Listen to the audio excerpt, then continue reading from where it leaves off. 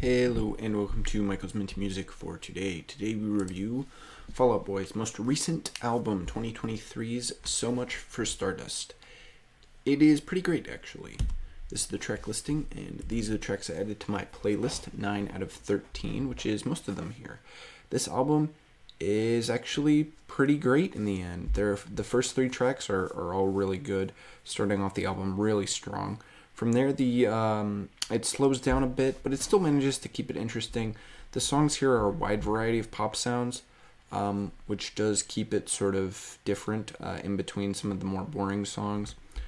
So Good Right Now comes at kind of the right time in the middle of the album to push into the back half, and it manages to end really well with the title track, So Much for Stardust. The middle of the album definitely doesn't flow quite as well as the start and the ending, but it's still pretty good and has enough good tracks so that it doesn't hurt the overall album. It's mostly just pop here, and while you can hear their rock influences, most of the songs are not really rock songs.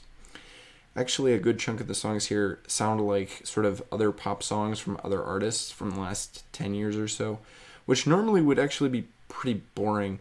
But they do manage to make it work. Fall Out Boy is definitely a good band that can make sort of familiar styles still sound interesting and new, which is impressive for this album.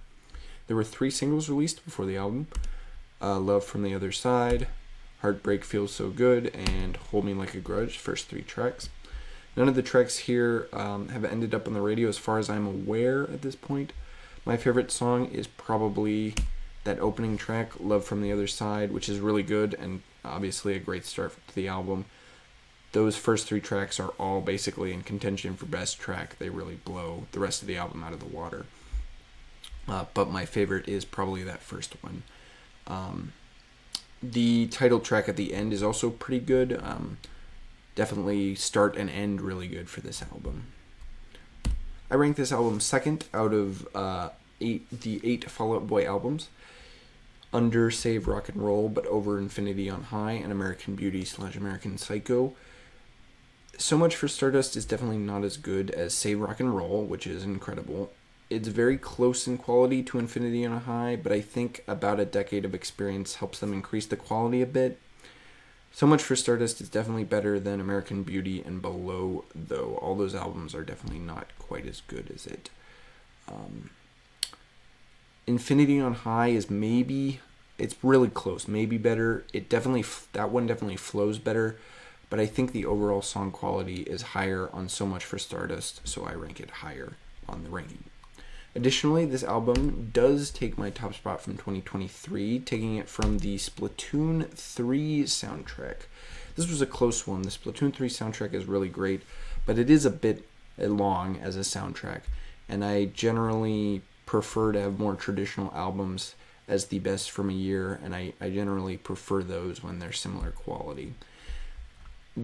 And the quality on these 2 is similar, and I do really like both albums, but So Much for Stardust ends up flowing a lot better since it's only an hour instead of 3 hours like the Splatoon soundtrack, which is, still pretty impressive that it managed to keep the spot for this long, considering that